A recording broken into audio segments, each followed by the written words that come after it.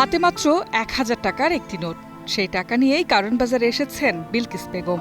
স্বামীর করা নির্দেশ, এই ১,০০০ টাকার মধ্যেই সারতে হবে মেয়ে ময়না, নাতনি ঐশী আর নিজের ঈদের কেনাকাটা। অনেকক্ষণ ধরে এক দোকান থেকে আরেক দোকান ঘোরা, ফুটপাতের প্রায় সব দোকানে গিয়েই দর কষাকষি করলেন বিলকিস। শেষে অনেক হিসেব নিকেশের পর এক জোড়ো জুতো, মেয়ে আর নাতনির জন্য দুটি জামা আর নিজের জন্য একটি 3 পিস কিনতে পেরে তৃপ্তির হাসি তার।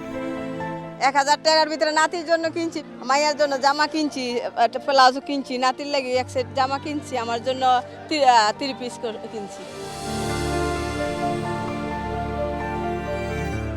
কাঁচাবাজারের উল্টো পাশে নীল আকাশের নিচে বসা দোকানগুলোতে দুই ছেলে আর আদরের মেয়েকে নিয়ে ঈদ বাজার করতে এসেছেন মতিন মিয়া।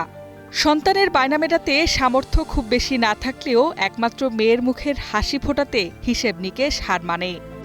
একটা মেয়ে তো, ওর যা পছন্দ আমারও চেষ্টা করতেছি ওর চাহিদাটা পূরণ করার জন্য যেটুকু পারতেছি আর কি।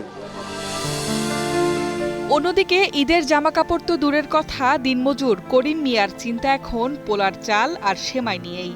ঈদের দিনটায় অন্তত ঘরে একটু ভালো কিছু রান্না হবে কিনা সেই ভাবনাতেই দুশ্চিন্তা তার।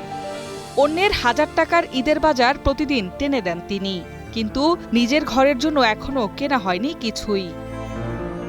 মনে করছে যে পরিবারকে নিয়ে ২-৩ হাজার টাকা বাজার করব, তা তো হচ্ছে না। মানুষের ১,০০০ টাকার বাজার করে দিয়ে আসি, কিন্তু আমরা এক পাতি মাল যে বাজার করব হে কপাল আমারও হয় না। মুদ্রার উল্টো পাশের দৃশ্যটি আবার একেবারেই ভিন্ন। শহরের অন্য প্রান্তে শীততাপ নিয়ন্ত্রিত, ঝলমলে আর কোলাহল মুক্ত পরিবেশে জমে উঠেছে ঈদের কেনাকাটা। নামিদামি শোরুমে পছন্দের পোশাক খুঁজে খুঁজে হাজার হাজার টাকায় কিনছেন এই ক্রেতারা। আনুষঙ্গিক কেনাকাটার পরিমাণ ছাড়িয়ে যাচ্ছে কয়েক লাখ টাকা। ঈদ সবার জন্য আনন্দের উৎসব, কিন্তু আয়ের এই ব্যবধান যেন এই আনন্দকে দুই ভিন্ন রঙে আঁকে।